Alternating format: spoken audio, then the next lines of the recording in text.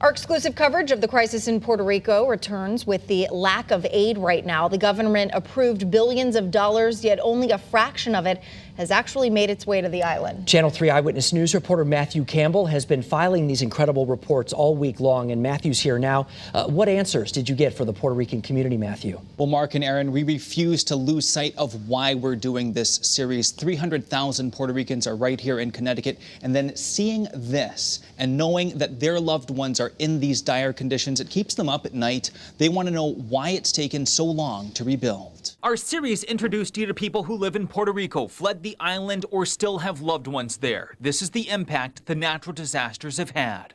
To see how people lost their houses, they lost everything. Y mucha gente se estaba suicidando. Many people are committing suicide. 3-4 days without electricity. The response there is a lot more delayed than it would be here.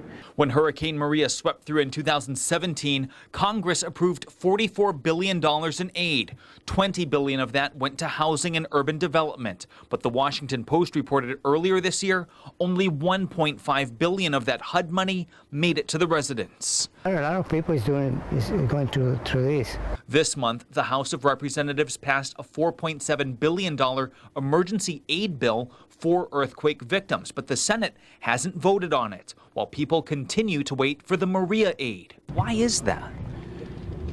The sad, ugly truth is that people in the United States Congress fail to understand that Puerto Ricans are our fellow Americans. They are out of sight, out of mind, maybe, but they shouldn't be. When we were in Puerto Rico days ago, we found this gym converted to hold donations and supplies in Sabana Grande. Locals say the majority of these donations came from the northern part of the island and aren't necessarily part of the federal aid, so we asked what it will take to release the billions dedicated to these victims. The buck stops at the top, and President Trump ought to be providing the service and the funds, the investment in infrastructure, healthcare, education that's already been authorized by the United States Congress. President Trump has been wary of shifting money to the island, pointing at corruption scandals like this one, where a warehouse full of unused supplies went wasted. Episodes like that have planted a seed of doubt in Washington and also amongst locals. They take a lot of time to decide what to do. After surveying the damage, Blumenthal is now back in Washington. Specifically, what are you going to be doing when you get back to Washington to sound that alarm?